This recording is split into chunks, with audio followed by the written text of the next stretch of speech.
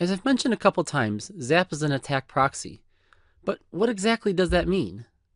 Well, a proxy, by definition, is to give authority or power to act on behalf of another. Okay, but how does that apply here?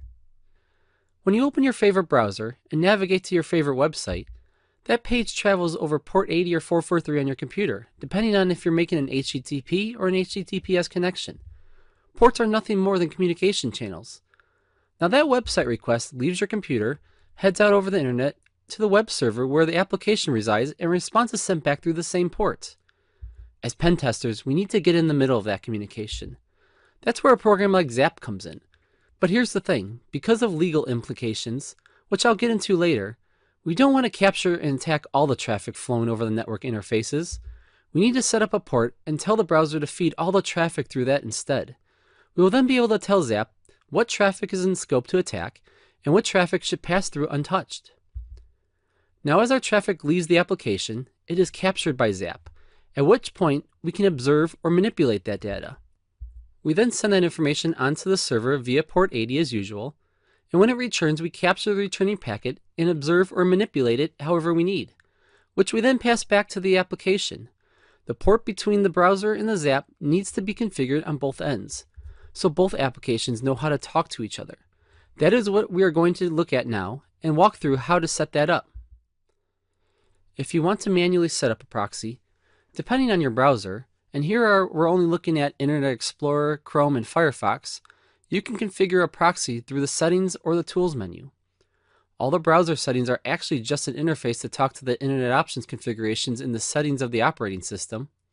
Microsoft removed these settings from the Edge browser, and the only way to set up a proxy in Windows 10 and Edge is through the network settings of the operating system.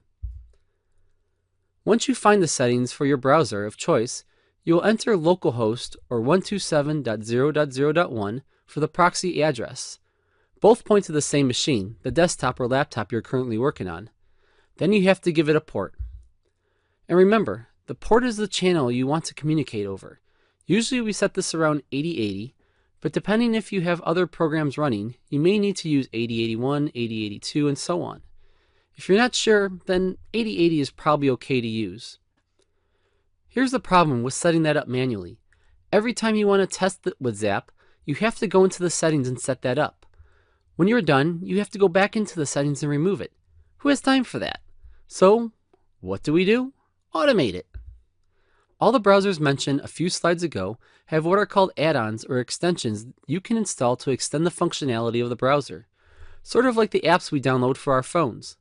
My favorite for automating the proxy setup is an add-on called Proxy, and here are the steps per browser for getting the extensions added. For Firefox, we want to go into the menu, click Add-ons, search Proxy Basic. So starting inside Firefox, we're going to go up to Menu, click on Add-ons, and we're going to search for Proxy Basic. We're going to simply click Install, and we're good to go. For Chrome, we're going to navigate to https://chrome.google.com/webstore/category/extensions, and we're going to search for Proxy Basic that way. So once we're inside Chrome, we're going to simply navigate to chrome.google.com/webstore/category/extensions. There's other ways of getting here, through the menu of course, but this is the easiest way. So while we're in the store, we're simply going to search for Proxy Basic, hit enter, and we're going to select Add to Chrome. Add extension, and after a few seconds, there you go. Once you see rate it, we're all set. But like I said, this is not the only one, and they basically all work the same, so try them out.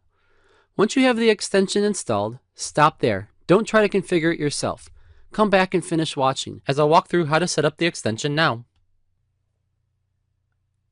Okay, I'll be working out of Chrome for this demo, and we've now installed Proxy, which you'll see by the little fox icon in the extension toolbar here at the top. What we are going to do now is walk through configuring Proxy so it knows how to talk to ZAP when we're ready to start the attack. Remember, there is really only two key pieces of information we need at this point: the address of the workstation where ZAP resides, which is normally the localhost or 127.0.0.1, and the port we want to talk over. I gave you an example of 8080 before, but this is open for your needs. So to start this process, let's click on the Foxy Proxy icon, go down to Options, and we're given a basic default proxy. But what we want to do is start by adding a brand new proxy. So click the Add New Proxy button here on the right. Under the Proxy Details tab is where we can input our address and port. First the address, as will be the majority of the time. I work with Zap on my local machine, so I will enter localhost in the address box. Then we move over to the port and enter our port of choice.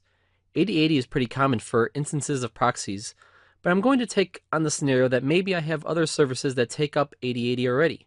I want to show you I can set up Foxy Proxy with, let's say, 8082, and as long as Zap is listening on that port, we won't have a problem. Now we can move over to the General tab and make sure the new proxy we're setting up is enabled, which it should be by default. We can set up a custom name for the proxy, and if we want to choose a color to help quickly identify it.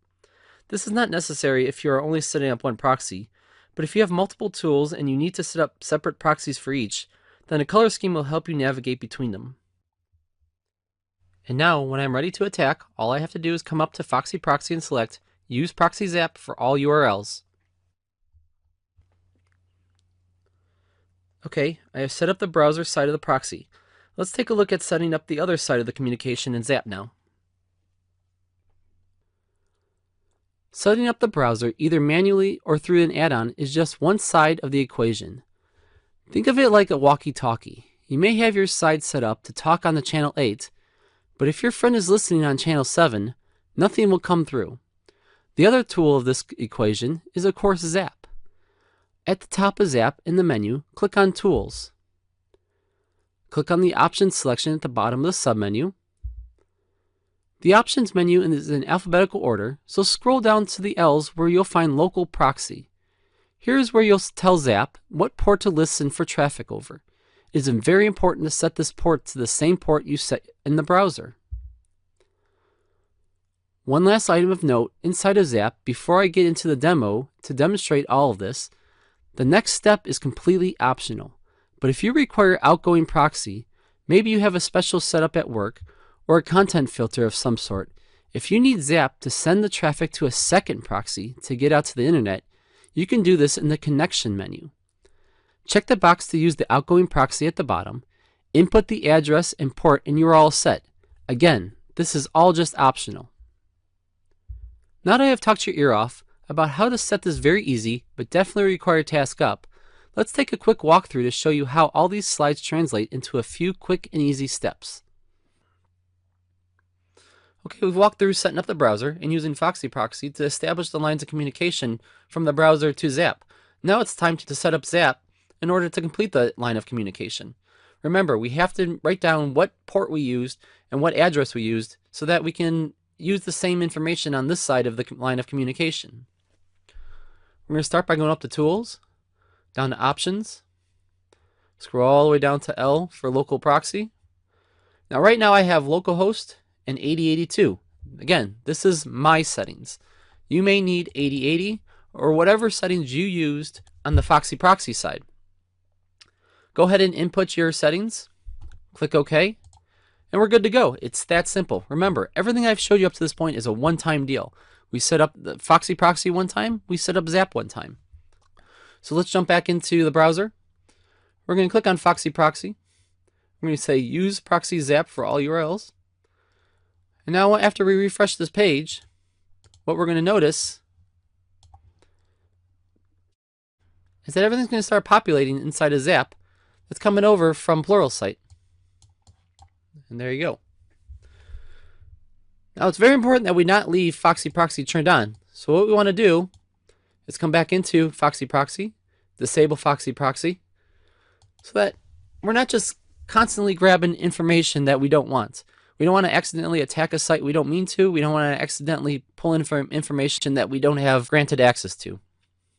At this point, you should start to see traffic passing from your browser through Zap. Remember to only turn the proxy service on when you are ready. Otherwise, all the traffic from your browser will start passing through Zap, which can lead to some unintended hacking. If you're trying to navigate to a page and instead receiving an error page back, first check to make sure Zap is running. The browser is looking for someone listening on the port you set up. If no one is, the browser won't know how to get out to the internet. If it is running, check to make sure Foxy Proxy, or your extension of choice, is on, and that the port number matches the port number in Zap. Finally, if you're trying to access an HTTPS page, you probably haven't set up the certificate so Zap can read and understand the page you are accessing. In the next clip, I will get into how to set this up, so let's keep plugging away at this setup together.